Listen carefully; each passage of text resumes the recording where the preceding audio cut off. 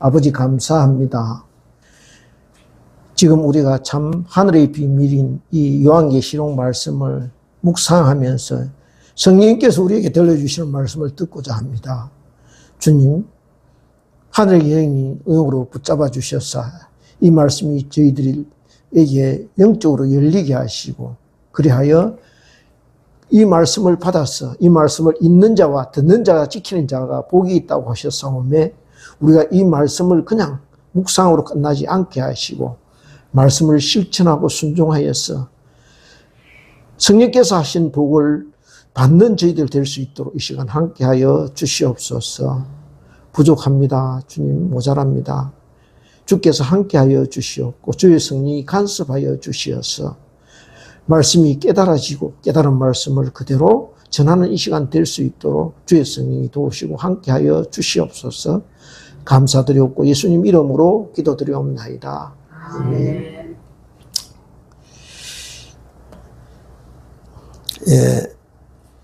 요한계시록은 우리가 알다시피 성경의 맨 마지막 부분에 있습니다.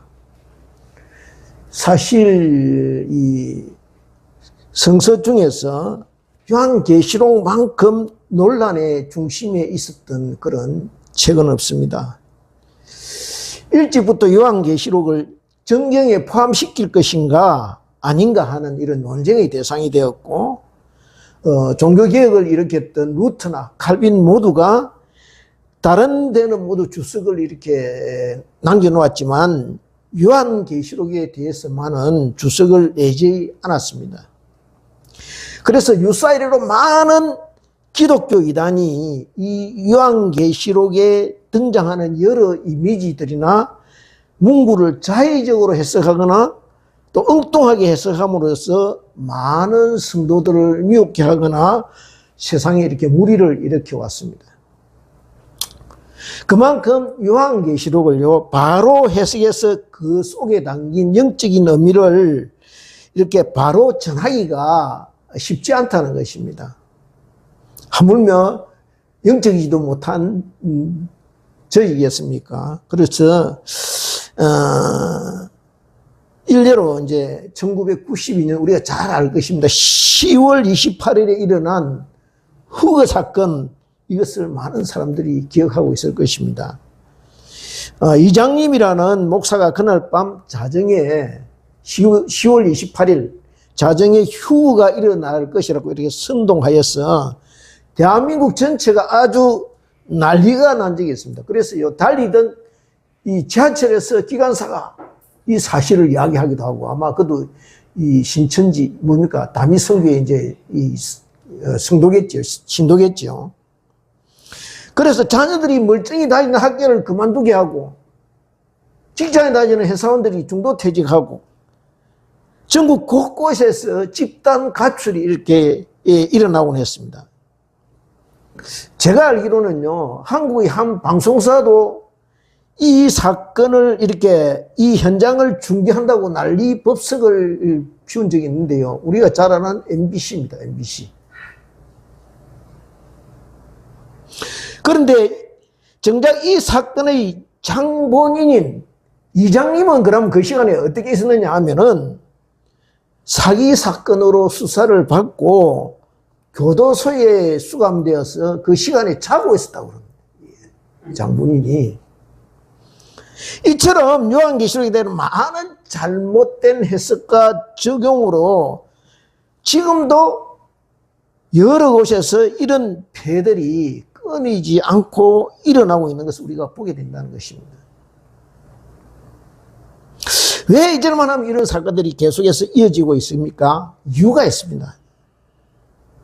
왜냐하면 요한계시록 속에 담겨 있는 말씀을 봐야 하는데, 말씀을 보지 않고 그 속에 있는 이상한 이미지나 그 다음에 종말에 있을 이상한 징조 같은 것에 마음이 뺏겨 있기 때문입니다. 그렇다면 요한계시록의 가장 바람직한 해석은 무엇인가?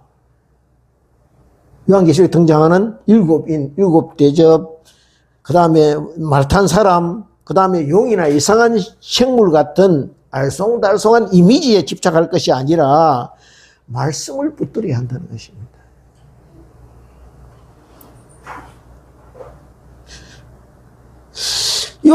사도 요한이 전하고자, 이게 또 지금 사도 요한이 이 책의, 이 요한계시록의 저술인가 이것도 확실히 밝혀지지는 않았습니다. 왜냐하면요, 요한계시록 이 문체가 앞에 요한복음이나 요한 1, 2, 3서와는 다른 판이한 것을 보이기 때문에 성경학자들 중에서는 이 요한계시록이 사도 요한의 이 기록이 아니고 그냥 장로 요한, 이 소아시아 지역을 순회하면서 섬겼던 그런 사람이 쓴 글이라 이렇게 동명이인이다 이렇게 표현하고 있는 사람도 있다는 것입니다. 사도 요한이 그러니까 전하고자 하는 사도 요한이 이 요한이라는 장로 요한이 전하고자 했던 핵심 메시지가 과연 그러면 무엇인가? 그것을 우리가 요한계시록에서 놓치지 말아야 한다는 것입니다. 요한이 이 편지를 쓸 시기는 BC 70년 또는 어떤 분은 이제 95년, 이것도 정확한 것은 아닙니다. 이렇게 전해지고 있는데요. 이 시기는 우리가 잘 아는 로마의 도미티아누스 황제 때입니다. 즉 기독교 박해가 절정에 이렇게 도달해 있을 무렵인데요. 그러니까 성도들이 굉장히 그 믿음을 지키기가 힘들었던 그런 때였다는 것입니다. 특히 로마의 통치 아래에 있는 이 소아시아 지역, 오늘날의 터키 지역, 이런 지역들은 로마의 숭배 사상으로 인해서 이 황제를 신으로 섬기던 그런 시절이었습니다. 그런 때에 오직 예수 그리스도를 나의 주로 고백하며 주님만을 섬기기로 작정한 성도들은 알게 모르게 어떻게 해요? 사회적인 어떤 압박, 그러니까 핍박 이런 것을 감내했어야 됐다는 것입니다. 그래서 어디 가서 나는 예수 믿는 사람입니다 라고 함부로 입을 떼기가 어려웠다는 것입니다. 사회적인 불이익을 감당해야 됐고 때로는 예수 믿는 것을 숨겨야 했다는 것이죠. 다 같이 요한계시록 1장을 넘겨서 한 1장을 넘겨서 1장 9절부터 11절을 같이 합독하겠습니다. 1장 9절부터 11절을 같이 합독하겠습니다. 찾으셨습니까? 요한계시록 앞장 한 2장 넘기면 됩니다. 같이 합독하겠습니다. 시작. 나 요한은 너희 형제요 예수의 발람과 나라와 참음에 동참하는 자 하나님의 말씀과 예수를 증언하였으므로 말미암아 반모라 하는 세대에 있었더니 제 날에 내가 성령에 감동되어 내 뒤에서 나는 나팔소리 같은 큰 음성을 들으니 이르되 내가 보는 것을 두루마리에 써서 에베소, 서머나, 버가모, 도아디라, 사데, 빌라델비아, 라오디게아 등 7 교회에 보내라 하시기로. 그러니까 성령께서 요한에게 이렇게 7 군데를 찍어서 편지를 보내라. 네가 본 것을 내가 지금부터 내게 어떤 것을 보여줄 테니까 그 본 것을 직접 전해라 하고 명령하셨다는 것입니다. 여기 어떻게 되어 있습니까? 예수의 환난과 나라와 참음에 동참하는 자라고 자기를 소개하고 있습니다. 그죠? 그러니까 예수 믿는 자들을 잡아 가두거나 박해하는 일이 그냥 일반적으로 일어나고 있음을 암시하고 있습니다. 그 뒤에 어떻게 되어 있습니까? 하나님의 말씀과 예수를 증언하였으므로 말미암아 반모라는 섬에 있었더니라고 되어 있습니다. 정확한 정황은 알 수 없으나 예수님을 전하는 일 때문에 반모라 하는 섬에 와 있게 되었다는 것입니다. 이게 피신 온 것인지 안 그러면 유배 온 것인지 이렇게 확실하지는 않지만은 그렇게 어쨌든 주의 날에 와 있는데 주의 날에 성령께서 자기에게 임하셔서 어떻게 해요? 지금 내가 보고 있는 것을 두루마리에 적어서 소아시아 7 교회에 보내라 라고 말씀하셨다는 것입니다. 그것이 자기가 받은 명령이라는 것이죠. 그러니까 요한계시록은 요한이 소아시아에 있는 7 교회에 보낸 편지 내용이라는 것입니다. 그렇다면 요한이 이 편지를 기록해서 누군가 인편을 통해서 소아시아 7교회에 보내게 되었을 것입니다. 그죠? 그리고 그렇게 7교회에 전달된 편지는요, 아마 예배 시에 회중들에게 큰 소리로 낭독되었을 것입니다. 아마 여기 7교회 사자들이라 불리우는 그 교회의 장로들이 요한이 보낸 편지의 내용을 회중 앞에서 이렇게 크게 읽어 내려가면은 성도들은 그 편지 내용을 들으며 잡혀가 있는 요한을 생각하고 아멘, 아멘 하고 하답하였을 것입니다. 그죠? 그런 강의 우리가 연상해 볼 수가 있을 것입니다. 그리고 그 시각은요, 아마 그 당시 예배가 하루가 일가 시작되기 전 오늘날의 새벽 기도 같이 어둑어둑한, 그러니까 새벽녘이거나 안 그러면 하루 일가가 끝난 한밤중 무렵이었을 것입니다. 교인들 중에는요, 노예도 있었을 것이고 로마의 녹을 받는 고위 공무원도 있었을 것입니다. 하루품을 팔아먹고 사는 일용직 노동자도 있었을 것이고 기부인도 들어 있었을 것입니다. 그러나 한 가지 공통점이 있는데요. 그것이 무엇인가 하면 모두 다 점점 더 예수 믿기가 힘들어진다는 그것을 느꼈을 거라는 거죠. 전에 없이 예수님 전하기가 쉽지 않고 사회적인 분위기 자체가요, 예수 믿는 사람들이 알게 모르게 불이익을 당하고 어려움을 겪고 여기저기서 잡혀가고 있다는 소식을 듣게 된다는 것이에요. 시대적 분위기가 그런 때입니다. 그런 때에 어떻게 잡혀갔는지 몸을 피했는지 모르지만은 보이지 않던 소문이 떠돌던 요한의 편지를 받게 된 것입니다. 그렇다면 어떻게 해서 전부 다 길을 쭉 타고 이렇게 듣게 되었겠죠. 그렇다면은 이 편지가 오늘 이 시대에 사도 요한의 때에 7교회에 보내진 편지의 내용을 성령께서 오늘 저와 여러분에게 묵상하게 하시는 이유가 무엇일까? 그 이유가 어디에 있을까? 묵상에 앞서서 가만히 이렇게 생각해 보니까요, 지금의 시대적 상황 분위기가 그때와 다르지 않다는 거예요. 보십시오. 곡과 마곡의 전쟁이라 불리우는 중동 전쟁이 지금 한창 진행되고 지금 뭐 거의 끝났다고 하지만 아직 어떻게 이게 다시 재발할지 모르는 상황에 놓여 있습니다. G2라는 미국과 중국은 서로 어른거리고 있고요. 얼마 전에 보셨겠지만 중국에는 막 우박이 쏟아지고 또 어디는 뭐 미국 같은 데는 산불이 그냥 연이어서 일어나고 자연재해가 곳곳이, 일본은 뭐 오늘 내일 지금 뭐 지진이 난다고 그러고 참 이 세상이 하루도 편안하지가 않습니다. 그죠? 언제 어디서 무슨 일이 어떻게 일어날지 알 수 없는 그런 지경에 있습니다. 들려오는 소식이 불안하고 뒤숭숭합니다. 일척 촉발의 그래 한치 앞설 이렇게 예측할 수 없는 그런 때에 보면은 사방을 이렇게 둘러보면 마음 둘 곳이 어디에 마음 붙일 곳이 없는 그런 상황입니다. 또 우리가 여러 이리 상황을 연달아 맞으면서 기도해도 하나님은 안 들어줬어, 아무 일도 안 하시는 것 같아, 이런 생각을 하기가 쉽다는 거예요.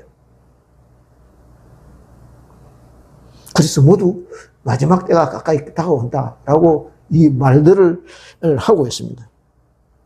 모두가 12시 5분 전 상황이라고 이렇게 말합니다. 그런데 그렇게 얼마 남지 않았다는 거예요. 이런 때에 우리가 어디다 소망을 두며 어떻게 살아가야 하겠습니까? 성령께서 저와 여러분에게 그에 대해서 요한계시록을 통해서 그 해답을 제시하고 계신 줄 믿습니다. 그러면 다 같이 오늘 본문 계시록 3장 1절 말씀을, 요한계시록 3장 1절 말씀을 같이 합독하겠습니다. 찾으셨으면 같이 읽겠습니다. 시작. 사대 교회의 사자에게 편지하라. 하나님의 7 영과 7 별을 가지신 이가 이르시되, 내가 네 행위를 아노니 내가 살았다 하늘 물리는 하셨으나 죽은 자로다. 여기에 하나님의 7영과 7별을 가지신 이라고 말씀하고 있습니다. 무슨 의미냐 하면 7영은 성령을 가리킵니다. 그리고 7별은 우주적 교회를 지키는 천사를 의미하고 있는 것입니다. 7은 완전수입니다. 그죠? 그만큼 많다는 거예요. 그런 분이 가지신 분이 이렇게 7영과 7별을 가지신 분이 어떻게 해요? 내가 내 행위를 아노니 하고 말씀하시면 무슨 말이냐면 나는 다 알고 있다는 것입니다. 내가 모르고 있을 거 아니야? 아니다. 나는 이미 다 알고 있다.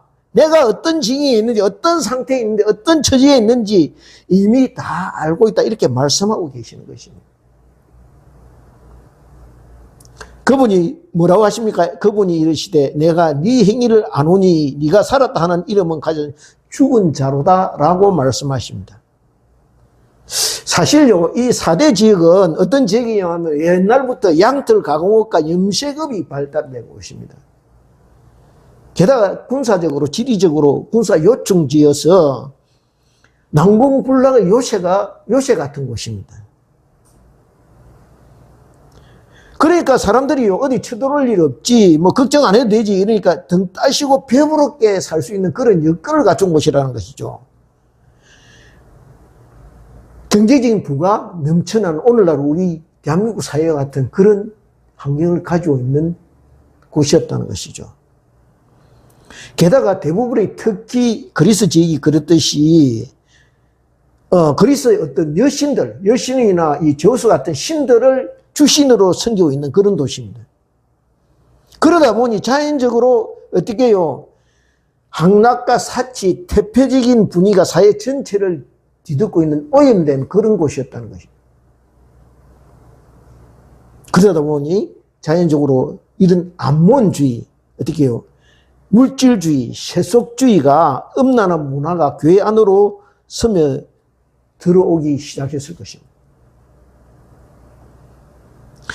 게다가 그곳 주민들이 그들과 다른 이질적인 기독교적인 요소들을 오해하고 오늘날의 기독교 안티 세력처럼 반대했을 것입니다. 오늘날처럼 드러내놓고 교회를 반대하고 배척하는 세력도 그 중에는 있었을 것입니다. 그죠? 그런 와중에 기독교인들이 항배 숭배를 거부하거나 반대하는 모습을 보게 되었을 때 그들이 어떻게 나왔겠습니까? 저들은 로마 시민이 아니다. 국가 정책에 반대하는 불순 세력이다. 이런 세력으로 몰아세우게 되었을 것입니다. 그러니 믿음이 약한 교인들 중 일부는 이런 불이익을 받지 않기 위해서 어떻게 해요? 그 당시 그들의 주신인 여신의 제사에 참석하기도 하고 제사에 놓인 음식을 먹기도 하였을 것입니다. 그런데 이렇게 되다 보니 믿음이 약한 신자들 뿐만 아니라 교회 직분자들까지 이런 분위기에 휩쓸리고 말았다는 것이죠. 그리고 이것이 일반화되어 버리고 말았다는 것입니다. 지금 성령께서 사대교회를 향하여 너 그렇게 살면 안 된다라고 경고하고 계시는 것입니다. 주님이 그런 교회의 영적 상태를 두고 너는 너 나름대로 열심히 믿는다고 생각할지 모르지만 내가 볼 때 너는 영이 죽어있다. 이렇게 말씀하시는 것이죠. 여기 모두는 믿음이 죽어있는 믿음이다. 그렇게 말씀하시는 것이죠. 무엇을 말씀합니까? 제가 누누이 말씀드리지만요. 비가 오면 계곡에서 물이 세차게 내려옵니다. 그죠? 갈릴리 지역은 특히 그렇습니다. 갈릴리 지역은 홍수가 나면 넘쳐서 그냥 물이 내려오기 시작합니다. 그럼 요단 계곡에 있던 물고기들은 어떻게 되겠습니까? 살아있으면 그 물고기들은요, 다시 거슬러 올라갑니다. 일단 밀렸다가 다시 어디요? 자기가 있던 곳으로 다시 되돌아갑니다. 계곡을 거슬러 올라가기 시작합니다. 그런데 아무리 월척 같은 이런 붕어나 메기나 쏘가리 같은 비싼 고기도 죽으면 어떻게 됩니까? 그 물결이 휩쓸려 갑니다. 휩쓸려서 어디까지 갑니까? 저 죽음의 바다 사이까지 떠내려갑니다. 어떻게 되겠습니까? 결국. 그렇습니다. 저와 여러분 안에 예수 그리스도의 생명이 없으면 그냥 좋은 게 좋다라고 살아가게 되는 것입니다. 그것을 여기 말씀하고 있는 것입니다. 그런데 예수 그리스도의 생명, 부활의 생명이 있으면요, 결코 호락호락하지가 않다는 것입니다.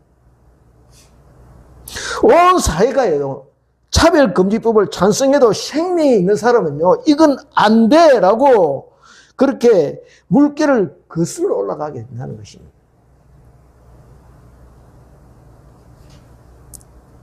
왜요? 그냥 두면요, 나중에는요, 우리가 숨 쉬고 호흡하는 거물이 썩고 부패해서 계곡 전체가 고기가 살 수 없는 곳으로 변하게 된다는 것이죠. 이제 2절을 같이 압도하겠습니다. 2절 같이 보겠습니다. 2절 같이 읽겠습니다. 시작. 너는 일되어 그 나무가 죽게 된 것을 굳건하게 하라. 내 하나님 앞에 내 행위에 온전한 것을 찾지 못하였노니. 내 하나님 앞에 내 온전한 것을 찾지 못하이나 이렇게 되어 있습니다. 너는 일교라고 되어 있습니다. 일교는 무슨 뜻이냐 하면은 헬라 발음으로 이거는 기누 그레구란이라고 이렇게 발음되고 있는데 계속적인 동작의 진행 상태를 의미합니다. 무슨 말이냐 하면은 자신이 언제나 깨어 있어서 잠들어 있는 사람들, 잠에 취한 사람들을 깨우는 것을 말하고 있는 사람들입니다. 그러니까 사대교회 교인들이 그렇게 잠들어 있다가 마침내 죽게 되었다는 것입니다. 그런데도 아주 절망적이지 않은 것은 뭐냐면 그래도 살아있는 사람이 있다는 것이죠. 그래서 살아있는 자들이 잠들어 있는 사람들을 찾아내어 깨우라는 것입니다.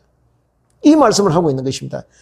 우리가 흔히 이야기해 다 변질됐네, 다 썩었네, 이 사회는 엉뚱서슬하고 말할 것이 아니라 한 사람에도 깨어 기도하고 깨어 말씀 읽고 깨어 자기 자리를 지키라는 것이죠. 그러면 다시 살아날 수 있다는 것입니다. 그러기 위해서는 어떻게 해야 되겠습니까? 3절을 같이 보겠습니다. 3절을 같이 읽겠습니다. 시작. 그러므로 내가 어떻게 받았으며 어떻게 들었는지 생각하고 지켜 회개하라.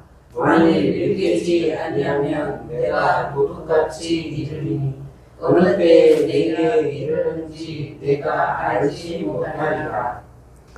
잠에 취한 사람들의 특징이 무엇인가 하면요, 때를 모른다는 겁니다. 때를. 지금이 어느 때인지 모른다는 것입니다. 지금이 얼마나 위험한 상황인지, 지금 무엇을 준비하고 무엇을 대비해야 될지 그걸 모른다는 것입니다. 깨어있는 사람들의 특징이 뭐냐 하면 때를 안다는 것입니다. 그래서 대비하고 긴장해서 주시하며 살피게 된다는 것입니다. 운전을 오래 하다 보면요, 졸음이 올 때가 있습니다. 그럴 때 여러분은 어떻게 합니까? 창문을 열어서 이제 환기를 시키거나 어떻게 해요? 껌을 씻거나 안 그러면 가까운 곳에 차를 두고 가벼운 운동을 하거나 졸음을 쫓아버려야 합니다. 일단은요. 그렇죠?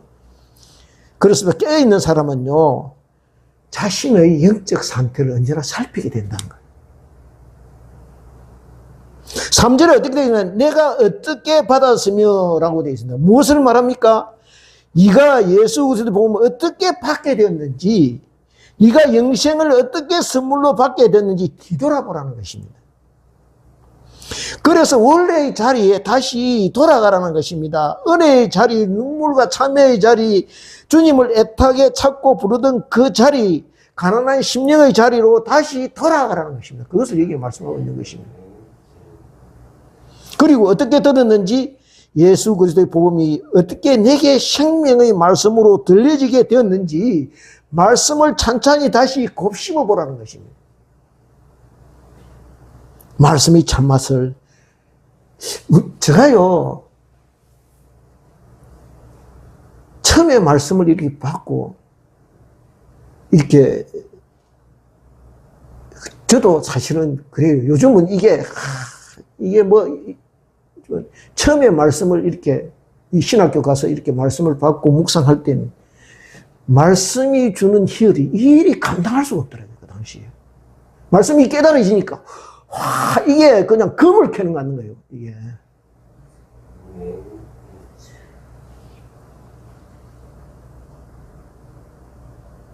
그래서 집사람이 그때 적은 성경을 보고 이게 참 은혜가 됐다고 그러거든요.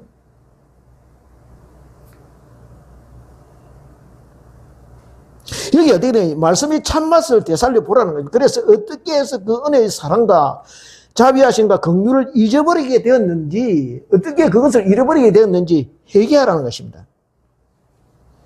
사대교회 왜 이렇게 오염되고 진리의 복음을 잃어버리게 되었습니까? 왜냐하면요, 이름만 보고 한화하다 변질된 것입니다. 사람들이 사대교회 하면, 와, 그 교회 크대. 그 교회 유명한 사람들 많이 다니대. 그 교회 좋은 일 많이 하대. 그 이름에 취해 있었기 때문이라는 거예요. 그런데 그 이름 때문에 죽게 되었다는 거죠. 무엇을 말씀하고 있습니까? 정작 중요한 것이 무엇이냐는 것이죠. 4절을 보겠습니다. 4절 같이 읽겠습니다. 시작. 그러나 사대에 그 옷을 더럽히지 아니한 자 몇 명이 내게 있어 흰옷을 입고 나와 함께 다니리니 그들은 합당한 자이니라. 합당한 이 무슨 말씀이냐 하면 여기 흰옷을 입었다고 되어 있습니다. 이것은요, 자기 옷을 자기가 부지런히 빨아서 깨끗하게 빨아입고 다니는 사람이 아니라 그런 뜻이 아니고, 즉 예수 그리스도의 보혈의 피로 자기의 때 묻은 옷을 씻는다는 거예요. 구주 예수님만 의지하는 사람을 말합니다. 좋은 건물, 훌륭한 사람이 많은 사대교회에 나와서 예배 드리는 사람이 아니라 저와 여러분의 심령이 오직 예수님만 찾고 구해서 그 예수님이 내 안에 들어와서 참 성전되어 주시고 그 안에 가고 계시는 상태를 말하는 것입니다. 그것을 얘기합니다. 그런데 이 예수님이 보혈의 피로 깨끗이 빨아주신 옷을 입고 돼요. 열심히 축제에도 참석하고 황제의 신상에도 절하고 그것을 그 옷을 더럽히는 것이라고 이렇게 말씀하고 있는 것입니다. 세소가 되었다는 거예요. 세소가. 이렇게 예수님께서 입혀 주신 그런 예복을 정결하게 입는 사람의, 정결을 지키는 사람에게 주는 복이 있는데요. 그것을 5절에서 말씀하고 있습니다. 5절을 같이 보겠습니다.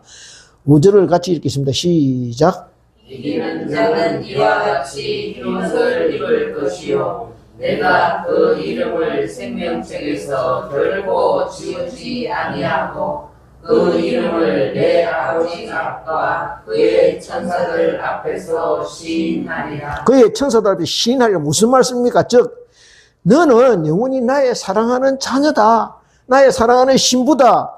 이렇게 하나님과 천사들 앞에서 드러내놓고 말씀해 주시겠다. 그 말씀입니다. 온 천하가 다 알도록 해주겠다라는 말씀입니다. 그러니 누가 감히 이렇게 주님이 말씀하시니 누가 감히 저와 여러분을 이런 저와 여러분을 함부로 손댈 수 있겠느냐는 거예요. 사탄이 손댈 수 없다는 거예요. 야, 저 사람 키도 조그맣고 얼굴도 별로고 능력도 그런데 알고 보니 어떻게 해요? 예수님이 인정하는 사람이네. 이렇게 된다는 거예요. 예수님이 대놓고 자랑하는 사람인데 참 대단한 사람인데 이렇게 된다는 것입니다.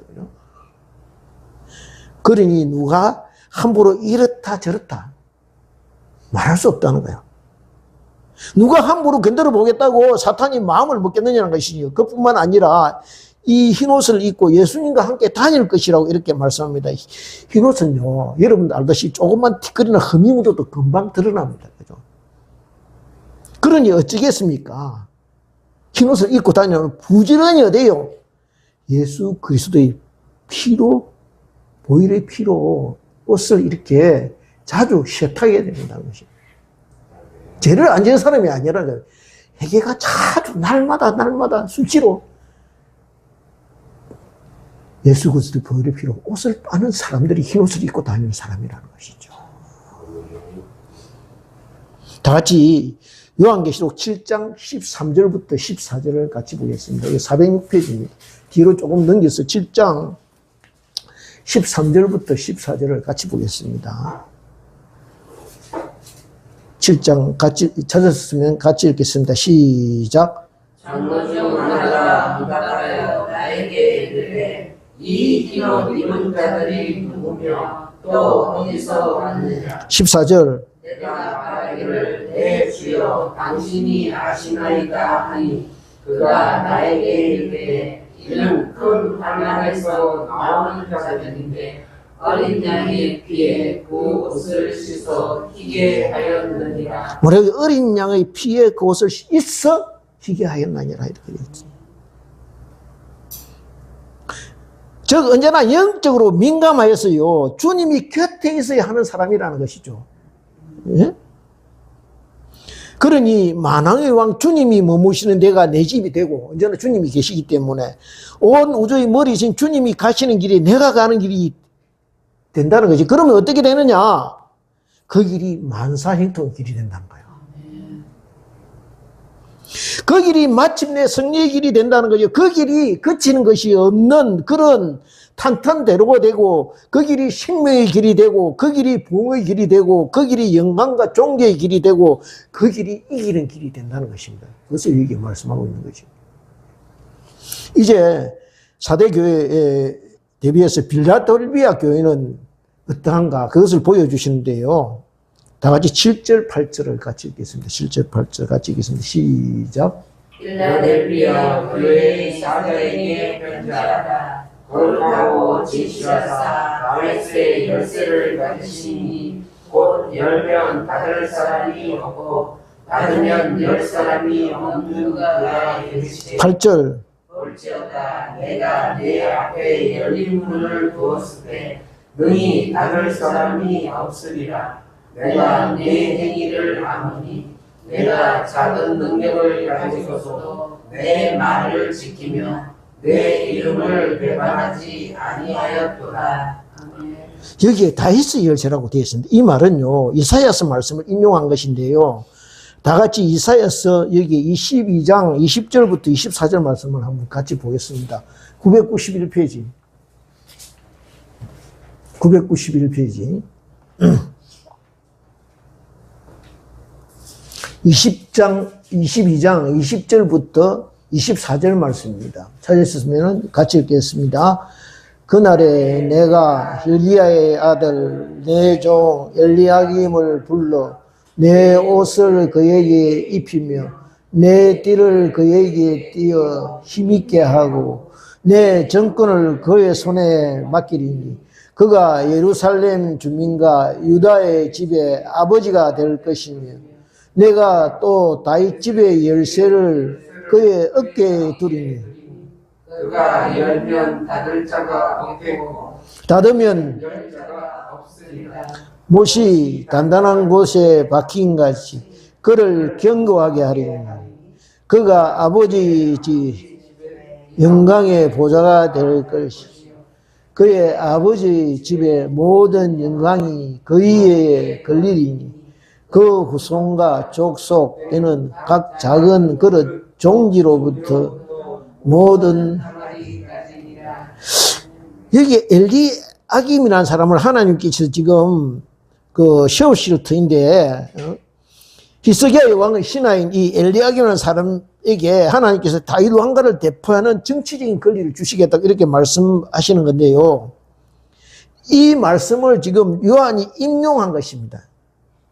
즉 엘리야김이 최고 권력을 가지고 다윗 왕가를 좌우하듯이 장차 예수 그리스도께서 메시아 왕국의 최고 권위자로서 천국의 문을 열고 닫을 수 있는 권세를 지게 될 것이다. 이것을 말씀하고 있는 것입니다. 그러니요 빌라델비아 교회가 우리가 보기에는 겉으로 사람이 보기에는 별로 자랑할 것이 없는 그런 교회요. 기대할 것이 별로 없는 그렇고 그런 교회일지 모르지만은 예수님께서 뭐라고 내가 적어도 빌라델비아 교회 교인들만큼은 어떻게 해요? 천국 문을 활짝 열고 기다리고 있겠다 이 말씀하고 계시는 거예요. 그리고 그 교인들이 다 들어올 때까지 어떻게 해요? 천국 문을 닫지 않겠다라고 말씀하고 계시는 것입니다. 왜요? 작은 능력을 가지고 있어도 내 말을 지키며 내 이름을 배반하지 아니하였기 때문에 그렇게 해주시겠다는 것이 그렇습니다. 저와 여러분이요 자격이 있었어, 깨끗하고 순수했어, 믿음이 신실하고 주님이 인정을 받아서 주님의 일을 맡은 것이 아니라는 것입니다. 모자라고 부족해도 주님께서 능력 부어주심을 믿고 충성하였더니 주님께서 그 일을 감당하게 해 주시더라는 것입니다. 그러므로 나는 실력이 안 돼, 나는 그 일을 할 수 있는 준비가 안 되어 있어 라고 말하지 말라는 것입니다. 주님은요, 저와 여러분이 부족한 줄 알고 일을 맡기셨다는 것입니다. 왜요? 그렇게 맡기신 일을 통해서 주님이 부어주시는 사랑과 은혜가 얼마나 큰지 그것을 깨달아 알게 하시기 위함이라는 것이죠. 그리고 맡기신 일을 통하여 하나님이 원하시는 경건과 거룩을 이루어 가시고자 하신다는 거예요. 그리하여 그리스도의 장성한 분량에 이르게 하시고자 하는 뜻이 그 안에 숨어 있다는 것입니다. 빌라델비아 교회가 그랬다는 것입니다. 그래서 예로 사대 교회와 같은 그런 시험이 올 때 사대 교회는 변질되고 이렇게 했지만은 또 이중적이고 이랬다 저랬다 그렇게 한결같지 않았지만은 이 빌라델비아 교회만큼은 어떻게 온전함을 지켰다고 이렇게 말씀하시고 있는 것입니다. 그러므로 여러모로 앞에 4대 교회가 이 딥이 된다는 것입니다. 주님이 내 말을 지키며 내 이름을 배반하지 않았다고 말합니다. 오직 예수 그리스도만이 나의 주님 되십니다라는 이 고백을 바꾸지 않았다는 거예요. 한 마음으로 주님을 섬겼다는 것입니다. 이제 9절과 10절을 같이 보겠습니다. 9절과 10절을 같이 읽겠습니다. 시작. 보라, 사탄의 해당 곧 자칭 유대인이라 하나 그렇지 아니하고 거짓말하는 자들 중에서 몇을 내게 주어 그들로 와서 내 발 앞에 절하게 하고 내가 너를 사랑하는 줄을 알게 하리라. 내가 나의 인내의 말씀을 지켰은즉 내가 또한 너를 지켜 시험의 때를 면하게 하리니 이는 장차 온 세상에 임하여 땅에 거하는 자들을 시험할 때라. 이게요, 그 당시 어떤 빌라델비아 교회 교인들이 핍박을 받았느냐 하면은, 각 지역에 그 당시에 그 빌라델비아 교회나 그쪽 염색이나 뭐 가공업 이런 것이 발달했다 그랬죠. 그 상인조합이 있어가지고, 이 조합들이 가입 안 하면 아무것도 못 하는 거예요. 물건을 팔지도 못하고, 뭐 이게 원료도 구입도 못하고, 그러니까 어떻게 되게 경제적으로 이게 압박을 심하게 받겠죠. 이렇게 기독교인을 아돌림을 받았다는 거예요. 그러니까 어떻게 문을 닫아놓고 너는 못 들어와 했다는 거예요. 근데 하나님께서 뭐랍니까? 그 사람들 문 닫는 거 상관 쓰지 마라. 내가 문을 열면 얼마든지 문이 열리고 내가 문을 닫으면 얼마든지 문이 닫. 이 말씀 하시는 거예요. 이게. 그리고 결과적으로 무엇을 이야기하냐면은 사탄의 해당이 있었다 그러죠. 사탄의 해당이 왜 사탄이 하나님 백성을 핍박하고 이 해당, 유대인의 해당이 사탄의 해당이 되어버렸다는 거예요. 그런데 어떻게 하겠다고요? 그들 중에 몇 사람을 어디요? 개종시키겠다는 거예요. 오히려 빌라델비아 교인들이 그런 이 환난과 핍박에도 굴하지 않고 믿음을 지키고 순수함을 지키니까 저들이 그것을 보고 어떻게 해요? 야, 저 믿음 진짜네. 저 사람들 진짜 크리스찬이네. 하고 자기들이 오히려 개종하고 돌아온다는 거예요. 이것을 여기 말씀하고 있는 것입니다. 우리가 세상에 이렇게 여러 가지 물결 속에 흔들릴 때 어떻게 해요? 믿음의 순수성을 지키면은 세상이 변하기 시작한다는 거예요. 그것을 여기 말씀하고 있는 것입니다. 예. 그리고 이제 뒤에 보면요, 이렇게, 말씀합니다. 뭐냐 하면은, 내가 또한 너를 지켜 시험의 때를 면하게 하리니 이는 장차 온 세상에 임하여 땅에 가는 자들을 시험할 때라 이렇게 되어 있습니다. 즉, 빌라델비아 교회를 믿음을 지킨 교회로 인정해서 어떻게 해요? 그 시험을 다 통과한 것으로 인정해 주겠다. 그렇게 말씀하고 있습니다. 그래서 앞으로 온 땅에 예수 믿는 사람들이 믿음을 시험 받을 때가 올 터인데 빌라델비아 교회만큼은 그 시험을 치지 않아도 해주겠다 이 말씀을 하고 계시거든요. 저 고난의 시기, 환난의 때를 면하게 해주겠다 그렇게 말씀하시는 것입니다. 그렇습니다. 1차 시험에 합격한 사람은요, 제 시험 볼 필요가 없습니다. 그죠? 그것을 여기 말씀하고 있습니다. 우리가 살아가면서요, 왜 한 고비 넘겼다 이렇게 생각했는데 또 다른 고비가 찾아오느냐? 왜 이게 계속해서 이어지느냐? 제대로 시험을 치르지 않았기 때문이라는 것입니다. 나는 통과했다고 생각했는데 주님이 보시기에는 부족하다는 거예요. 왜냐하면 그래서 우리가 원망하고 불평하고 투틀거리는 것이 아니라 어떻게 해요? 나를 그렇게 해서라도 겪고 천국의 잔치 자리에 앉히시려는 주님의 뜻을 우리가 기쁘게 받아들이고 이 시험에 잘 통과할수록 믿음 주시고 능력 주시옵소서라고 기도해야 된다는 거예요. 이제 마지막으로 그렇다면 저와 여러분이 이렇게 고난의 때, 환난의 때를 주시는 주님 이 이유가 무엇이냐? 그 주님의 뜻이 어디에 있느냐?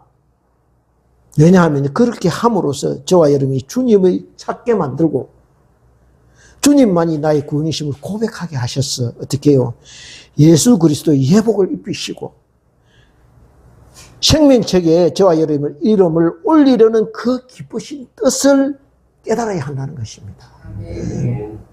그렇습니다. 지금요, 땅의 상황이, 우리가 보기에는 참 어둡습니다. 그죠? 악이 판을 치는 것 같고, 제대로 하나님의 공의가 실현되지 않는 것 같습니다. 그런데요, 땅의 상황이 아무리 어둡고 캄캄해도, 어떻게 해요? 결국 하나님께서 하늘에서 땅의 일을 내려다보시며, 저와 여러분의 구원을 예비하시고, 종국으로 우리를 승리자로 이끄실 주님을 바라보라는 것입니다. 그러므로 마지막까지 이 빌라델비아 교인들처럼 작은 일에 충성하고 늘 주님 이름 부르며 찬송과 경배와 영광과 존귀를 올려드리는 충성된 흰옷 입은 성도들, 늘 깨어있는 성도들 다 되시기를 주님의 이름으로 축원드립니다. 네. 기도드리겠습니다. 아버지 감사합니다. 말씀 주셨습니다. 이 어렵고 혼란의 때에 우리가 믿음의 순수성을 지킬 수 있게 하시고 늘 우리가 우리 자신이 어디에 있는지 돌아보면서 영적으로 깨어있는 자들이 되게 하시고 그리하여 흰옷 입은 순결한 성도로서 주님과 함께 동행하는 그런 귀한 믿음의 자녀들 될 수 있도록 주께서 역사하시고 함께하여 주시옵소서. 감사드리옵고 예수님 이름으로 기도드리옵나이다. 아멘.